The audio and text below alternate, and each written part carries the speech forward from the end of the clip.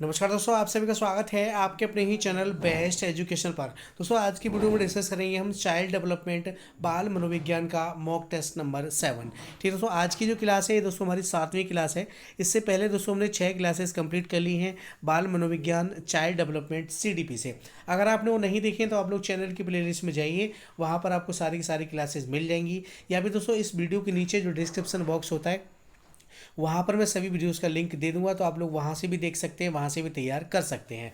बहुत ही इंपॉर्टेंट और selected questions के साथ है। प्रत्येक क्वेश्चन को अच्छे से डिफाइन किया गया है, प्रत्येक कॉन्सेप्ट को अच्छे से क्लियर किया गया है। सभी चैप्टर से क्वेश्चन देखने के लिए मिलेंगे, तो आप लोग अच्छे से लगाइए और अपनी तैयारी को बेहतर से बेहतर जरूर बनाइएगा। उत्तर प्रदेश टेट जो है आपका, यूपी टेट जो है 2026 में आपके 30 क्वेश्चन दोस्तों आपके CDP से पूछे जाते हैं। प्रत्येक टेट में पहले से ही 30 क्वेश्चन दोस्तों आपके CDP से पूछे जाते हैं। तो 30 के 30 क्वेश्चन हम यहाँ से तैयार करेंगे। 30 क्वेश्चन की तैयारी कर रहे हैं, तो बहुत ही ज़बरदस्त क्लासेस हैं, तो आप लोग जरूर लगाइए। और आज की जो क्लास रहेगी ये भी दोस्तों हमारी बहुत ही इंपॉर्टेंट और सेलेक्टेड क्लास रहेगी। टॉप 30 क्वेश्चंस को डिस्कस करेंगे। सारे क्वेश्चंस बहुत ही इंपॉर्टेंट होंगे आपकी परीक्षा की दृष्टि से, तो वीडियो को एंड तक देखिएगा, वीडियो को लास्ट तक जरूर देखिएगा। ठीक है दोस्तों, आप किसी भी टीचिंग एग्जाम की तैयारी करें, सभी के लिए समान रूप से इंपॉर्टेंट है। चाहे वो CTET हो, UP टेट हो, सुपर टेट हो, रीट हो, पंजाब टेट हो, मध्य प्रदेश टेट हो, जितने भी टेट हैं, जो भी आपके सुपर टेट हो, PPSC TRE 4 आएगा, है ना, सभी के लिए समान रूप से इंपॉर्टेंट है क्लास। तो क्लास को पूरा वो जरूर करें और सभी दोस्तों में वीडियो को शेयर जरूर करें। तो चलिए शुरू करते हैं आज का अपना इंपॉर्टेंट वीडियो इंपॉर्टेंट क्वेश्चन के साथ। क्वेश्चन नंबर 1 है, आपकी स्क्रीन पर कमेंट कीजिएगा कौन सा ऑप्शन सही हो जाएगा। निम्न में से अधिगमकर्ता शिक्षण प्रक्रिया का कौन सा चर है। ठीक है, निम्न में से अधिगमकर्ता शिक्षण प्रक्रिया का कौन सा चर है। स्वतंत्र चर है, आश्रित चर है, मध्यस्थ चर है, या दोस्तों उपरोक्त सभी। बताइए इनमें से कौन सा ऑप्शन सही हो जाएगा क्वेश्चन नंबर 1 के लिए। अधिगमकर्ता मतलब बालक, ठीक है, जो बच्चा सीख रहा है, सीखने वाला जो बच्चा होता है उसके बारे में कहा गया है कि अधिगमकर्ता जो है, बच्चा जो है, कौन सा चर है। स्वतंत्र चर है, आश्रित चर है, मध्यस्थ चर है, या दोस्तों उपरोक्त सभी। ठीक है, तो यहाँ पर दोस्तों हमारा ऑप्शन नंबर बी जो है बिल्कुल राइट है दोस्तों, आश्रित चर है। क्योंकि बच्चा जो है शिक्षक के ऊपर और दोस्तों आपकी जो विषय वस्तु होती है, ठीक है, पाठ्यक्रम जो होता है उस पर क्या होता है, आश्रित होता है। तो ये बच्चा जो है दोस्तों आपका आश्रित चर है। ठीक है, स्वतंत्र चर दोस्तों आपका अध्यापक होता है। अध्यापक जो होता है वो स्वतंत्र चर होता है, इस चीज़ को आप लोग याद रखिएगा। ठीक है, अध्यापक स्वतंत्र चर, और मध्यस्थ चर जो है, मध्यस्थ चर जो होता है ये दोस्तों आपका पाठ्य क्रम होता है। तो यहाँ पर हमारा ऑप्शन नंबर बी बिल्कुल राइट रहेगा क्वेश्चन नंबर 1 के लिए। सभी क्वेश्चंस बहुत ही इंपॉर्टेंट है, सेलेक्टेड क्वेश्चंस लेकर के आया हूँ। 30 के 30 क्वेश्चंस आपके बहुत ही धमाकेदार हैं, तो आप लोग अच्छे से देखिए और क्लास को एंड तक देखिएगा, प्रत्येक क्वेश्चन को जरूर लगाइएगा। ठीक है दोस्तों, और प्रयास अगर अच्छे लगे तो वीडियो को लाइक और शेयर जरूर करना। चैनल पर नए हैं तो चैनल को सब्सक्राइब कर लीजिए, साथ में बेल आइकन प्रेस कर लीजिए, जिससे कि सभी वीडियोज़ का नोटिफिकेशन आपको सबसे पहले मिले। ठीक है, यहाँ पर हम CDP की तैयारी कर रहे हैं यूपी टेट के लिए, यूपी टेट 2026 के लिए। तो ये क्लास आप लोगों के लिए, जो भी लोग यूपी टेट की तैयारी कर रहे हैं, ये क्लास आप लोगों के लिए बहुत ही रामबाण साबित होंगी। ठीक है, चलिए आगे देखते हैं क्वेश्चन नंबर 2। क्वेश्चन नंबर 2 है, बाल मनोविज्ञान के अनुसार शिक्षा के क्षेत्र में मुख्य स्थान है बालक का, अध्यापक का, अभिभावक का, या दोस्तों प्रशासक का। बताइए इनमें से कौन सा ऑप्शन सही हो जाएगा। बाल मनोविज्ञान के अनुसार शिक्षा के क्षेत्र में मुख्य स्थान है दोस्तों। तो शिक्षा के क्षेत्र में बाल मनोविज्ञान के अनुसार दोस्तों प्रथम जो मुख्य जो स्थान है वो दोस्तों आपका किसका है, बालक का है। बालक जो होता है, बच्चा शिक्षा के केंद्र में होता है। ठीक है, बाल केंद्रित शिक्षा जो होती है मतलब बच्चे के हिसाब से शिक्षा दी जाती है। ठीक है, तो बच्चा जो होता है वो दोस्तों आपका केंद्र में होता है। तो यहाँ पर हमारा ऑप्शन नंबर ए बिल्कुल राइट रहेगा क्वेश्चन नंबर 2 के लिए। चलिए नेक्स्ट क्वेश्चन देखते हैं, क्वेश्चन नंबर 3। यह कथन, तुम मेरी पीठ खुजलाओ मैं तुम्हारी खुजाऊंगा, निम्नलिखित में से किस प्रकार की नैतिकता की ओर इंगित करता है। जैसा कि प्याजे ने बताया। ठीक है, सहयोग की नैतिकता का आरंभ, पूर्ण रूढ़िवादी नैतिकता, वास्तववाद नैतिकता से कोई संबंध नहीं। बताइए कौन सा ऑप्शन सही हो जाएगा। यह कथन, तुम मेरी पीठ खुजलाओ, तुम मेरी पीठ खुजाओ मैं तुम्हारी खुजाऊंगा, निम्नलिखित में से किस प्रकार की नैतिकता की ओर इंगित करता है, जैसा कि प्याजे ने बताया है। तो यहाँ पर दोस्तों हमारा ऑप्शन नंबर ए जो है बिल्कुल राइट है दोस्तों, सहयोग की नैतिकता का आरंभ। ठीक है, इसमें सहयोग की नैतिकता दिखाई दे रही है। तो ऑप्शन नंबर एक जो है ऑप्शन नंबर ए हमारा बिल्कुल राइट है क्वेश्चन नंबर 3 के लिए। एक से एक टॉप क्वेश्चन देखने के लिए मिलेगा CDP से, बहुत ही ज़बरदस्त तरीके से करेंगे, तो आप लोग एंड तक बने रहिए। क्वेश्चन नंबर 4 है, निम्नलिखित में से कौन सा आयु समूह परवर्ती बाल्यावस्था श्रेणी के अंतर्गत आता है। परवर्ती, ठीक है। 18 से 24 वर्ष, जन्म से 6 वर्ष, 6 से 11 या 11 से 18 वर्ष। बताइए इनमें से कौन सा ऑप्शन सही हो जाएगा क्वेश्चन नंबर 4 के लिए। निम्नलिखित में से कौन सा आयु समूह परवर्ती बाल्यावस्था श्रेणी के अंतर्गत आता है। तो दोस्तों ये हो जाएगा आपका 6 से 11 वर्ष, ठीक है। 6 से 11 वर्ष जो है ये दोस्तों आपका परवर्ती बाल्यावस्था के अंतर्गत आता है। तो ऑप्शन नंबर सी हमारा बिल्कुल राइट होगा क्वेश्चन नंबर 4 के लिए। चलिए नेक्स्ट क्वेश्चन देखते हैं, क्वेश्चन नंबर 5। क्वेश्चन नंबर 5 है शैशवावस्था की विशेषता नहीं है। हमसे पूछा है शैशवावस्था की विशेषता नहीं है। शारीरिक विकास की तीव्रता, दूसरों पर निर्भरता, नैतिकता का होना, मानसिक विकास में तीव्रता, ठीक है। तो शारीरिक विकास की तीव्रता ये तो आपकी शैशवावस्था की विशेषता है दोस्तों, ठीक है। शैशवावस्था में बच्चे का शारीरिक विकास जो होता है वो तीव्र गति से होता है। दूसरों पर निर्भरता, बिल्कुल सही बात है। शैशवावस्था में बच्चा जो होता है वो दूसरों पर ही निर्भर होता है, वो खुद से कुछ नहीं कर सकता, ठीक है। दूसरों पर निर्भर होता है, ये भी आप बिल्कुल सही है। नैतिकता का होना ये गलत हो जाएगा दोस्तों। नैतिकता का होना नहीं होता। शैशवावस्था में बच्चा छोटा होता है, वो क्या नैतिक बातों को जानेगा, क्या वो समाज के नियमों को जानेगा, वो है ना। तो नैतिकता उसमें बिल्कुल नहीं होती है, ठीक है। मूल प्रवृत्तियों पर आधारित होता है, उसका व्यवहार जो होता है संवेगों पर आधारित होता है। थोड़ी देर में रो जाएगा, थोड़ी देर में हंस जाएगा, तो वो नैतिकता नहीं जानता। तो यही ऑप्शन हमारा बिल्कुल राइट है क्वेश्चन नंबर 5 के लिए। और मानसिक विकास में तीव्रता ये भी सही है। शैशवावस्था में मानसिक विकास जो होता है वो तीव्र गति से होता है। तो ऑप्शन नंबर सी हमारा बिल्कुल राइट है क्वेश्चन नंबर 5 के लिए। चलिए नेक्स्ट क्वेश्चन देखते हैं, क्वेश्चन नंबर 6। जेंडर क्या है? एक आर्थिक अवधारणा है, एक जैविक निर्धारक है, एक मनोवैज्ञानिक सत्ता है, या दोस्तों एक सामाजिक संरचना है। जेंडर क्या है? तो दोस्तों जेंडर जो है ये दोस्तों क्या है? एक सामाजिक संरचना है, ठीक है। तो यहाँ पर हमारा ऑप्शन नंबर डी बिल्कुल राइट है क्वेश्चन नंबर 6 के लिए। चलिए नेक्स्ट क्वेश्चन देखते हैं, क्वेश्चन नंबर 7। निम्नलिखित में कौन प्राथमिक समाजीकरण माध्यम है? प्राथमिक समाजीकरण का माध्यम है मीडिया, परिवार, विद्यालय या सरकार, ठीक है। तो यहाँ पर प्राथमिक पूछा है, सबसे पहला जो समाजीकरण का जो माध्यम है वो दोस्तों हमारा परिवार होता है, परिवेश होता है, परिवार होता है, फैमिली होता है। क्योंकि बच्चा जो है जो भी चीज़ें सीखता है वो सब परिवार से ही सीखता है शुरू में, ठीक है। और प्रथम पाठशाला भी कहा गया है परिवार के लिए, और प्रथम गुरु माँ के लिए कहा गया है, ठीक है। तो प्राथमिक समाजीकरण का माध्यम क्या है? परिवार है। ऑप्शन नंबर बी हमारा बिल्कुल करेक्ट हो जाएगा। चलिए नेक्स्ट क्वेश्चन देखते हैं, क्वेश्चन नंबर 8। निम्नलिखित में से कौन बच्चे के समाजीकरण में एक महत्वपूर्ण भूमिका अदा करते हैं? ठीक है, मीडिया, विद्यालय, परिवार, पड़ोस। बताइए इनमें से कौन सा ऑप्शन सही हो जाएगा? 1 2 3 4 मतलब चारों सही है। 3 और 1 सही है, मतलब ये वाला और ये वाला सही है। 2 और 3 सही है, या दोस्तों 1 3 4 सही है। 1 3 4 सही है। बताइए इनमें से कौन सा ऑप्शन सही हो जाएगा? बच्चे के समाजीकरण में एक महत्वपूर्ण भूमिका अदा करता है। तो दोस्तों मीडिया भी है, विद्यालय भी है, परिवार भी है, दोस्तों आस पड़ोस भी है। तो बच्चे का जो सामाजिक विकास है वो इन चीज़ों से होता है, मीडिया से भी होता है, विद्यालय से भी, परिवार से भी और आस पड़ोस से भी, ठीक है। तो समाजीकरण में जो मुख्य भूमिका निभाते हैं बच्चे के, वो चारों निभाते हैं। तो ऑप्शन नंबर 1 बिल्कुल राइट रहेगा, क्योंकि इसमें 1 2 3 4 सभी दे रखे हैं। तो ऑप्शन नंबर ए हमारा बिल्कुल करेक्ट हो जाएगा। चलिए नेक्स्ट क्वेश्चन देखते हैं, क्वेश्चन नंबर 9। क्वेश्चन नंबर 9 है, चालक विकास की दर में व्यक्तिगत विविधताएं होती हैं, फिर भी चालक विकास का क्रम खाली जगह से खाली जगह तक है दोस्तों, ठीक है। तो खाली जगह में क्या आएगा? बताइए इनमें से कौन सा ऑप्शन सही हो जाएगा क्वेश्चन नंबर 9 के लिए। तो इसमें दोस्तों हमारा ऑप्शन नंबर डी बिल्कुल राइट है दोस्तों। परिकृष्ट मतलब स्थूल चालक विकास और परिष्कृत सूक्ष्म चालक विकास, इसमें दोनों ही आएंगे ये, ठीक है। तो ऑप्शन नंबर डी हमारा बिल्कुल राइट रहेगा क्वेश्चन नंबर 9 के लिए। चलिए नेक्स्ट क्वेश्चन देखते हैं, क्वेश्चन नंबर 10। पियाजे के अनुसार संज्ञानात्मक विकास की तृतीय अवस्था निम्न में से कौन सी है? संज्ञानात्मक विकास की तृतीय अवस्था कौन सी है? ठीक है दोस्तों, सबसे पहली है दोस्तों आपकी संवेदी गामक अवस्था। सबसे पहली संवेदी गामक अवस्था है, इसकी जो आयु सीमा है वो दोस्तों कितनी है? 0 से 2 वर्ष है, ठीक है। उसके बाद आती है दोस्तों आपकी पूर्व संक्रियात्मक अवस्था, ठीक है। पूर्व संक्रियात्मक अवस्था, इसकी जो आयु सीमा है वो दोस्तों आपकी 2 से 7 वर्ष है, ठीक है दोस्तों। और उसके बाद तृतीय आती है मूर्त संक्रियात्मक अवस्था, इसकी दोस्तों 7 से 11 है, ठीक है। फिर आती है चौथी औपचारिक संक्रियात्मक अवस्था, इसकी दोस्तों 11 से 18 वर्ष है, ठीक है। तो तीसरी अवस्था कौन सी हो गई? तो तीसरी अवस्था दोस्तों आपकी मूर्त संक्रियात्मक अवस्था होगी। ऑप्शन नंबर सी हमारा बिल्कुल राइट है क्वेश्चन नंबर 10 के लिए। चलिए आगे देखते हैं क्वेश्चन नंबर 11। क्वेश्चन नंबर 11 है, मनोविज्ञान के आधार पर व्यक्तित्व को किसने बांटा है। ठीक है, मनोविज्ञान के आधार पर व्यक्तित्व को किसने बांटा। स्पेंजर ने, कैनन ने, युंग ने या दोस्तों क्रिस्मन ने। बताइए यहाँ पर कौन सा ऑप्शन सही हो जाएगा क्वेश्चन नंबर 11 के लिए। तो यहाँ पर दोस्तों हमारा ऑप्शन नंबर सी बिल्कुल राइट है दोस्तों।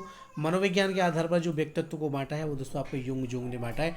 ऑप्शन सी आपका बिल्कुल राइट है क्वेश्चन नंबर 11 के लिए। क्लास को लाइक और शेयर कर दीजिए, क्लास को जरूर पहुंचाइएगा सभी दोस्तों के साथ। निम्नलिखित में से कौन सा कथन सही नहीं है, हमसे पूछा है कौन सा कथन सही नहीं है। वंशानुक्रम माता पिता से संतान में गुणों का संचरण है। विकास प्राणी और उसके पर्यावरण की अंतर्क्रिया का परिणाम है। वंशानुक्रम व्यक्ति की जन्मजात विशेषताओं का शोधन है। या माता पिता की शारीरिक और मानसिक विशेषताओं का संतानों में संचरित होना वंशानुक्रम है। बताइए इनमें से कौन सा ऑप्शन सही होगा, कौन सा सही नहीं है। तो यहाँ पर दोस्तों हमारा ऑप्शन नंबर सी जो है बिल्कुल राइट है दोस्तों, ये आपका सही नहीं है। वंशानुक्रम व्यक्ति की जन्मजात विशेषताओं का शोधन नहीं है दोस्तों। ठीक है दोस्तों, वंशानुगत ये जो कथन है ये गलत है। ठीक है, क्योंकि वंशानुक्रम व्यक्ति की जन्मजात विशेषताओं का पूर्ण योग है, ना कि शोधन। ठीक है, तो यही ऑप्शन हमारा बिल्कुल करेक्ट हो जाएगा, यही गलत है। ऑप्शन सी आपका बिल्कुल करेक्ट हो जाएगा। ठीक है दोस्तों, चलिए नेक्स्ट क्वेश्चन देखते हैं। Question number 13। क्वेश्चन नंबर 13 है, सहचार का नियम है। सहचार का नियम पूछा है। समानता का नियम, वैषम्य का नियम, समीपता का नियम या ये सभी। बताइए इनमें से कौन सा ऑप्शन सही हो जाएगा क्वेश्चन नंबर 13 के लिए। तो यहाँ पर दोस्तों हमारा ऑप्शन नंबर डी बिल्कुल राइट है दोस्तों। ठीक है, सहचार के जो नियम होते हैं ये सभी हैं। समानता का नियम भी होता है, वैषम्य का नियम भी होता है और समीपता का नियम भी होता है। ये तीनों होते हैं, तो ऑप्शन नंबर डी आपका बिल्कुल राइट होगा क्वेश्चन नंबर 13 के लिए। चलिए नेक्स्ट क्वेश्चन देखते हैं। क्वेश्चन नंबर 14, गेट्स के अनुसार अनुभव द्वारा व्यवहार में परिवर्तन ही खाली जगह है। ठीक है, अभिप्रेरणा है, समायोजन है, सीखना है या चिंतन है। तो यहाँ पर हमारा ऑप्शन नंबर सी बिल्कुल राइट है दोस्तों, सीखना। ठीक है दोस्तों, क्या हो जाएगा, सीखना। गेट्स के अनुसार अनुभव द्वारा व्यवहार में परिवर्तन ही सीखना है या अधिगम है। तो ऑप्शन नंबर सी हमारा बिल्कुल राइट है क्वेश्चन नंबर 14 के लिए। चलिए नेक्स्ट क्वेश्चन देखते हैं। क्वेश्चन नंबर 15, अपने आप को प्रेम करने की प्रवृत्ति को क्या कहते हैं। अपने आप को प्रेम करने की प्रवृत्ति को क्या कहते हैं। आत्मकेंद्रित प्रवृत्ति, अहंकारी प्रवृत्ति, नर्सिसिज्म की प्रवृत्ति या दोस्तों हिप्नोटिज्म की प्रवृत्ति। बताइए इनमें से कौन सा ऑप्शन सही हो जाएगा। अपने आप को प्रेम करने की प्रवृत्ति क्या कहते हैं, प्रवृत्ति को क्या कहते हैं। तो दोस्तों ये आपकी नर्सिसिज्म की प्रवृत्ति कहा जाता है। ऑप्शन नंबर सी आपका बिल्कुल राइट हो जाएगा। चलिए नेक्स्ट क्वेश्चन देखते हैं। क्वेश्चन नंबर 16, मनुष्य की बुद्धि आगे की पीढ़ी में संक्रमित होती है। खाली जगह का कार्य यह है जन्मजात योग्यता के विकास के लिए उपयुक्त परिस्थितियों का निर्माण करना है। तो खाली जगह में क्या आएगा, क्षेत्र आएगा, मौसम आएगा, वातावरण आएगा या जलवायु आएगा। ठीक है, तो यहाँ पर हमारा ऑप्शन नंबर सी बिल्कुल राइट है दोस्तों, इसमें वातावरण आएगा। मनुष्य की बुद्धि आगे की पीढ़ियों में संक्रमित होती है। वातावरण का कार्य इस जन्मजात योग्यता के विकास के लिए उपयुक्त परिस्थितियों का निर्माण करना है। ठीक है, वातावरण। तो ऑप्शन नंबर सी हमारा बिल्कुल राइट है क्वेश्चन नंबर 16 के लिए। दोस्तों कमेंट सेक्शन में कमेंट करके जरूर बताएं आपका स्कोर क्या रहा है, ईमानदारी से कमेंट जरूर कीजिएगा। ठीक है, और वीडियो को लाइक और शेयर कर दीजिए। चैनल पर नए हैं तो चैनल को भी सब्सक्राइब कर लीजिए। क्वेश्चन नंबर 17 है, पूरे आवृत्ति विवरण के प्रतिनिधित्व करने वाले मान को खाली जगह कहा जाता है।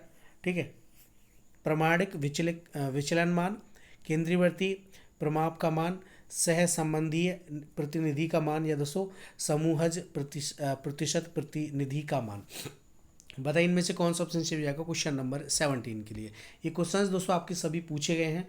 ठीक है, बहुत ही थोड़ा सा टफ लग रहे होंगे आप लोगों के लिए, लेकिन ये क्वेश्चंस आपके पूछे गए हैं तो आगे भी पूछे जाएंगे। ठीक है, क्वेश्चन नंबर 17 के लिए बताइए, पूरे आवृत्ति विवरण के प्रतिनिधित्व करने वाले मान को खाली जगह कहा जाता है। तो दोस्तों क्या कहा जाता है, केंद्रवर्ती प्रमाप का मान। ठीक है, तो ऑप्शन नंबर बी हमारा बिल्कुल राइट रहेगा क्वेश्चन नंबर 17 के लिए।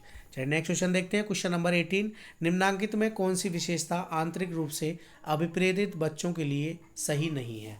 वे चुनौतीपूर्ण कार्य पसंद करते हैं, वे हमेशा सफल होते हैं, वे कार्य के समय आनंद अनुभव करते हैं, वे कठिन कार्यों में उच्च स्तर की ऊर्जा प्रदर्शित करते हैं। ठीक है, तो हमसे पूछा है निम्नांकित में कौन सी विशेषता आंतरिक रूप से अभिप्रेरित बच्चों के लिए सही नहीं है? तो दोस्तों ये हो जाएगी आपकी ऑप्शन नंबर बी, वे हमेशा सफल होते हैं। ठीक है ठीक है दोस्तों, तो यहाँ पर हमारा ऑप्शन नंबर बी बिल्कुल राइट होगा क्वेश्चन नंबर 18 के लिए। चलिए नेक्स्ट क्वेश्चन देखते हैं। क्वेश्चन नंबर 19, क्वेश्चन नंबर 19 है, बालक एक ऐसी पुस्तक है जिसका शिक्षक को अधोपांत अध्ययन करना चाहिए। उपरोक्त कथन किसके द्वारा दिया गया है? ठीक है, इंपॉर्टेंट क्वेश्चन है दोस्तों। बालक एक ऐसी पुस्तक है जिसका शिक्षक को अधोपांत अध्ययन करना चाहिए। उपरोक्त कथन किसके द्वारा दिया गया है? प्लेटो, अरिस्टो, रूसो या दोस्तों रॉस। ठीक है, तो ये जो कोटेशन है, ये जो आपकी दोस्तों परिभाषा है, ये जो आपका कथन है, ये दोस्तों आपका किसका है? रूसो का है। रूसो ने दिया है। रूसो ने कहा था बालक एक ऐसी पुस्तक है जिसका शिक्षक को अधोपांत अध्ययन करना चाहिए। तो ऑप्शन नंबर सी हमारा बिल्कुल राइट होगा क्वेश्चन नंबर 19 के लिए। चलिए नेक्स्ट क्वेश्चन देखते हैं। क्वेश्चन नंबर 20, बाल मनोविज्ञान के अनुसार शिक्षा के क्षेत्र में मुख्य स्थान है। तो ये बालक का है, ये क्वेश्चन आपका रिपीट हो गया है। तो ऑप्शन नंबर 1 हमारा बिल्कुल राइट हो जाएगा। चलिए नेक्स्ट क्वेश्चन देखते हैं। क्वेश्चन नंबर 21, क्वेश्चन नंबर 21 है, सामान्य से विशेष की तर्क की प्रक्रिया निम्नलिखित में से कौन सी पद्धति में है? ठीक है, आगमनात्मक विधि, निगमनात्मक या ए और बी दोनों, या इनमें से कोई नहीं। ठीक है, सामान्य से विशेष की तर्क की प्रक्रिया निम्नलिखित में से कौन सी पद्धति में है? तो दोस्तों ये आपकी निगमनात्मक है। ठीक है दोस्तों, निगमनात्मक। ठीक है दोस्तों, तो ऑप्शन नंबर बी हमारा बिल्कुल राइट होगा क्वेश्चन नंबर 21 के लिए। चलिए नेक्स्ट क्वेश्चन देखते हैं। क्वेश्चन नंबर 22, क्वेश्चन नंबर 22 है, बाल अवस्था की प्रमुख मनोवैज्ञानिक विशेषता क्या है? बाल अवस्था की प्रमुख मनोवैज्ञानिक विशेषता क्या है? परनिर्भरता, सामूहिकता की भावना, धार्मिकता या दोस्तों अनुकरणात्मक प्रवृत्ति का अभाव। ठीक है, तो यहाँ पर हमारा ऑप्शन नंबर बी बिल्कुल राइट है दोस्तों, सामूहिकता की भावना। ठीक है, बाल अवस्था की प्रमुख मनोवैज्ञानिक विशेषता क्या है? सामूहिकता की भावना। तो बच्चे में समूह में रहने की भावना होती है, बच्चे समूह में जुड़ जाते हैं।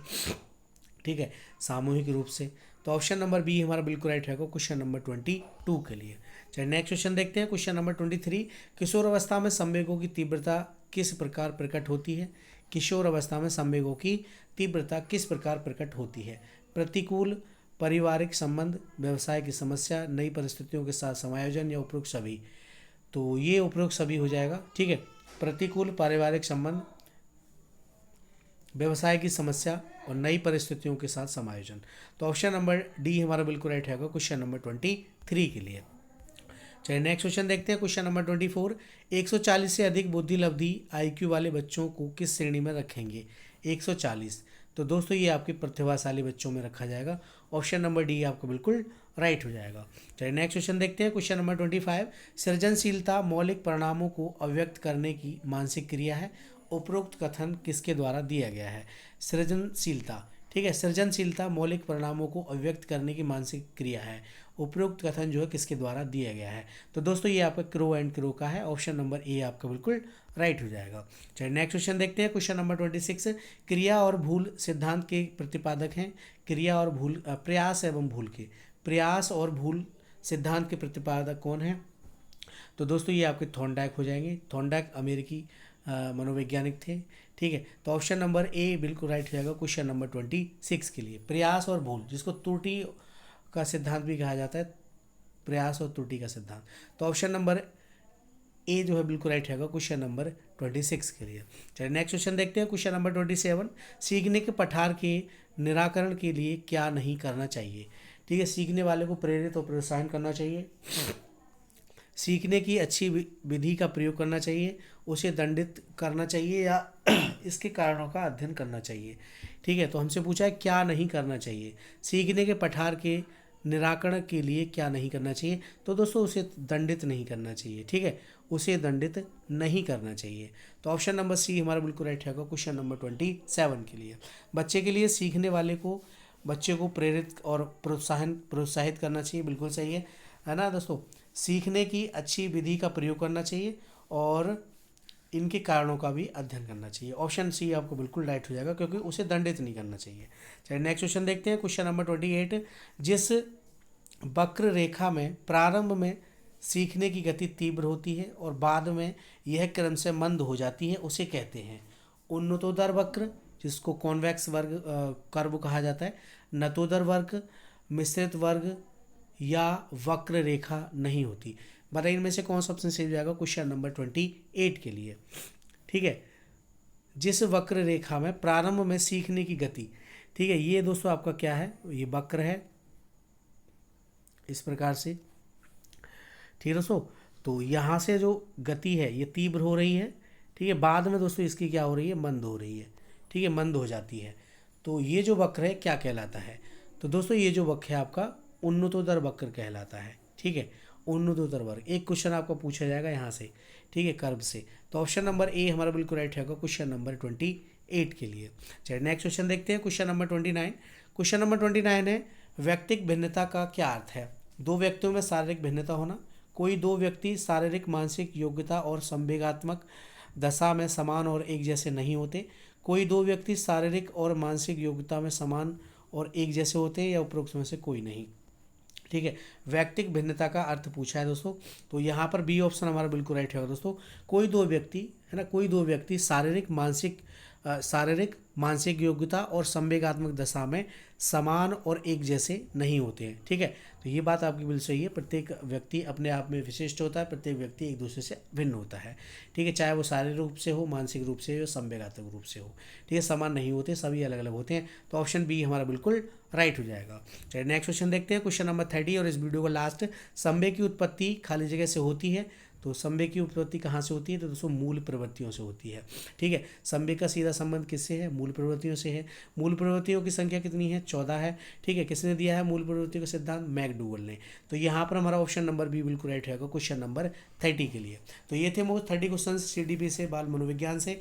क्लास कैसी रही कमेंट सेक्शन में कमेंट करके जरूर बताएं, और प्रयास अगर अच्छा लगा तो वीडियो को लाइक और शेयर कर दीजिए। चैनल पर नए हैं तो चैनल को सब्सक्राइब कर लीजिए, साथ में बेल आइकन प्रेस कर लीजिए, जिससे कि सभी वीडियोस का नोटिफिकेशन आपको सबसे पहले मिले। मिलते हैं अगली वीडियो में नए क्वेश्चंस नए मॉक टेस्ट के साथ। तब तक के लिए जय हिंद, जय भारत, धन्यवाद दोस्तों।